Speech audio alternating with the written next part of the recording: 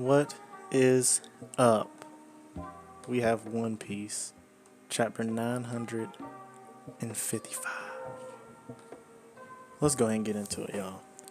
So the chapter is called Emma, and we already know Big Boy Zoro showed up this chapter. This chapter was probably my,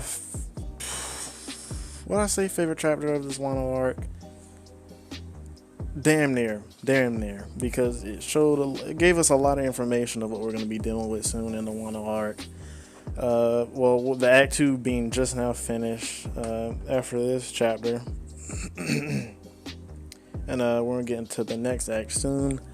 And I know we're not going to get into the war as of yet, like as soon as possible. We're probably going to see what's happening around with the other characters that we are well known of, and see what's going to be cracking down. And yeah, let's get into this chapter. So we get to the first panel to where Hiyori is basically her situation is being explained by Kawamatsu to the Alliance, and basically everybody's just surprised that she's alive, and how grown she is and everything. Everybody's reminiscing, you know how stuff go, and finally we get Sanji and Zoro together. It's been so long since I see those two idiots just butt heads at each other. And it was pretty nostalgic seeing them be together. But yeah, Sandra's trying to, slide into DMs and let Momonosuke, tell his sister Hiyori, be like, hey, yo, what's up? I'm Sanji. I can cook. I can facilitate. I can fight. I can get down. That's what he was doing. But Zoro had to say something. But, let's keep going further down. And then Tinkuyama, damn, I'm messing that name up. Y'all know me, bro. I'm not gonna get these names right. I'm sorry, but I will be looking at some of these names and get right on that sooner or later. But the swordsman who he crafts blades, he presents these two swords, Emma and well, yeah, that was Odin's blade, Enma. And I forgot the name of the other blade. It was Hiyori's blade, supposedly, that was supposed to be hers. So he's a bladesmith. And then the deal was Zoro was going to give up Shisui for Enma. And this sword, y'all, this sword is amazing. It is crazy. He took the sword. They said, yo, test it out. Knock down that damn tree. And you know what he does? He cuts off an angle off from a cliff. He cuts the cliff off. Yo. Oh my god, I can't wait for Zoro to fight, yo. I cannot wait for him to fight. It was just crazy. I just looked at it and I was in awe. But the sword has a drawback. It uses an immense amount of Rio slash hockey from its user, and this man Zoro's arm looked like he just did the Thanos snap, and that shit was gone. But he said, no, hold on, let me get my arm back. He flexed real quick. He is a little Arnold Schwarzenegger. He flexed after his set, and he got his arm back, and it's gonna make him extremely powerful. This arc, after what happens, who betrays who, what goes down, the Straw Hats are going to be a hell of a lot stronger after this arc, and I cannot wait to see the resolution of this. But yeah, so Zoro has a new sword, and he's enthusiastic about it. He's ready to train. He, like, as soon as he got the sword, he just said, you know what, I'll take it. And he's basically like, I'm gonna make this sword mine, and he's gonna make me stronger, because that's what he wants. He wants to be the world's greatest swordsman, the best swordsman out there, and no one better. No ifs, ands, or buts. So right now, standing, it looks like everyone. It looks like they have, like, isn't it like 30,000 men? Yeah, I think they're like 30,000 men strong. But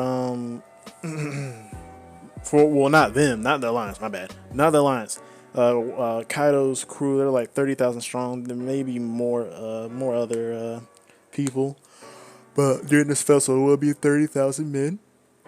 And compared to their 4,000, that's just shit. That's just like crazy. But you already know there's gonna be cannon fodder characters that are gonna just get wiped out. So really, they only got like 10 characters. They really only got like, let me stop. Not 10 characters, because now Big Mom, since she allied with Kaido, those guys are gonna come to Wano arc. They're gonna be on the island. And you cannot tell me no one else is gonna come onto this island when you have Kaido, the Kaido and Big Mom alliance, her crew there, Kaido's crew there, and all you have is the Straw Hats, and probably and then a few other like old swordsmen. Like, yo, come on, bro, you can't mess with us like that. So what we see next in a couple panels down is Luffy actually training with King Kong gun, and I think he's trying to just concentrate the power to make it more compact with his the Haki force push or the air push or whatever, with his King Kong gun, and it looked like he was going in. They were training hard, Zoro training hard, and like the relationship is building up between Momonosuke and Zoro. Looks like Momonosuke is actually I'm not gonna say idolizing Zoro, but using him as like image to always remember for what to be as a strong swordsman, and especially Luffy as a leader as well. So they're good role models for Momonosuke for the near future. But yeah, it really does look like Zoro has some connect to the some samurai clan. Just like he's probably from, like, his parents are from like Wano. Sorry, I couldn't spit that shit out. I was fucking, I don't know what the hell I was doing. I was tongue tied like a motherfucker. But yeah, it seems like Zoro probably has some connect to somewhere down his bloodline, some connect to the Wano arc, some samurai. And as everybody's grouping up together, we see everything panning out. Luffy sleep after his hard training. And once I saw that, I just thought, like, yo, once Luffy gets done training and he's sleeping, you just have to know, shit is going to get real whenever Luffy fights somebody. And I'm ready to see Luffy fight Kaido. I'm ready for it. And if not Luffy fighting Kaido, Captain Kidd. Because Captain Kidd deserves it. He deserves to run his ones back, but does he deserve the win? Because I haven't seen a nigga train. I have not seen him train at all. It is said that he fought Kaido. It says that he fought Kaido. And they say he got one shot at like Luffy. And then say he was just completely obliterated and decimated. His whole crew just gone, even though they split up. But I don't know. I don't know what to expect from Kid, but I like him as a character. He has a little bit more. I feel like he has a little bit more to the One Piece storyline than what other people think. So Luffy's sleeping after his hard training, and Shinobu actually dissing Law out here, saying, "Why should we wait for him? Like, does she not know who Law is? Like, can someone please call her up right now, tell her to shut up, stick with her mustache, whatever you got on her face, and stick being a Shinobu. Stick to being her. Stick to being yourself. Because once you see Law fighting, you're going to be in awe. She's going to feel like she's going to be wrong and stupid. But it's alright. Let her be dumb. Let her be dumb." It's crazy, man. This arc is turning up, man. This arc is turning up. We see Samurai trying to get into the festival that's soon to be happening, but guards are saying no. They are going to meet at the port as said. And this is the good old build up. And once we get over to the factories, it says there are 3 factories, blah blah. We're looking at the slave workers basically. And after that, once we get a look at them, it shows Let me read this for you guys. It says, together with seven of the Red Scabbards, one ninja and one leading figure, they depart in silence. They walk upon the withered earth, the land's hollow cries ringing out like the winter frost. If we emerge victorious, we will make sure to build them grander graves. And that was Yasui and Pedro. And I still can't believe Pedro went out like that, but he went out like a G though. He went out like a G. And Yasui, GOAT character. GOAT character, man. If there's one on arc right now, he gets GOAT status right now. He might get GOAT status. Because if it wasn't for him, I mean, they still would have came up with a plan, but it's just, it would have been harder for them to actually attack and get into the festival, and especially gather up as many as 4,420 men, because they do have some more extra men coming on to their into their crew for the fight. But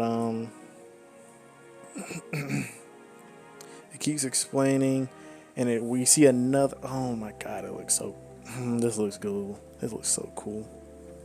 It shows another panel of Luffy and Zoro training. And it shows Luffy saying, just you wait, Kaido, after he just now destroyed a tree. I mean, it's not that crazy to get all hyped up over. I mean, it's just a tree. But hey, it's showing that Luffy is busting his ass training to whoop Kaido.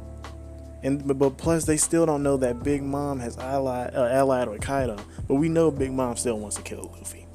We know in the end she wants Luffy's head. She wants Luffy's head and to destroy his crew. And Kaido actually, I don't know if he wants to either. He's probably gonna try to kill. He's probably gonna kill Luffy.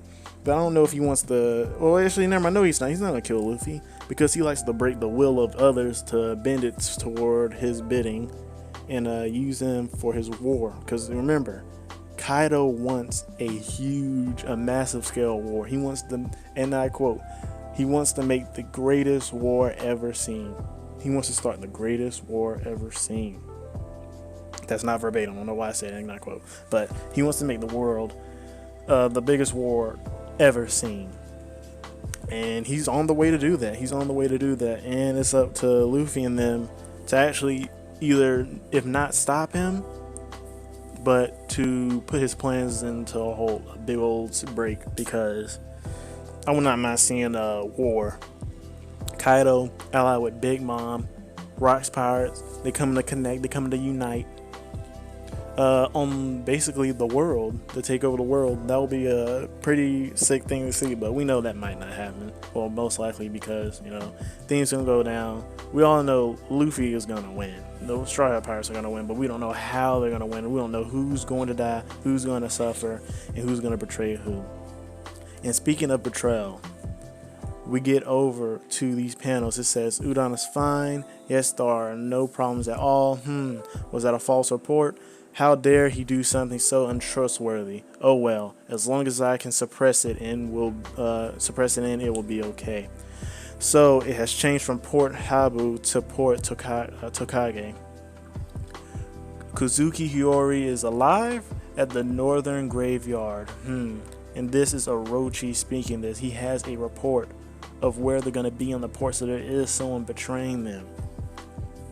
Obviously none of the Straw Hats. And then it says, now get ready with clear blue skies and blossom, cherry blossoms. I said blossom. Someone end me right now, please, bro. And cherry blossoms scattering across the flower capital. The curtains finally fall on the day of the festival. Move out of the way. And it basically says, the war that will shake the fate of the world itself will now begin. Wano Country Act 2, fin. This is beautiful, but it scared me because it showed the panel of Law right after we realized there was someone betraying the alliance, and it can't be Law. It can't be Law because he wants to see the will of D in action. That's the main reason why he's with Luffy, and plus the people who grew up before, they were wilding, But and plus their main goal is to defeat Kaido. He wants to defeat Kaido. He wants to destroy Doffy for what he did. Doffy's not done yet. He's not done suffering. Luffy, he needs nothing left. Nothing left. But it is what it is, man. So this chapter has to get. I'll give it an 8.5. It was a really good chapter. We got to see Luffy and Zoro training. Zoro got Enma. We see them getting stronger and stronger each chapter. We know someone's betraying the alliance. It's a matter of time before things get cracking down, everybody. Let me know what you think on chapter 955. And I will have a theory video soon. Maybe tomorrow. A Call of Duty video later today. And yeah. See you guys soon. Boppity boop bop boop bop. Rampage J out. Dot bop.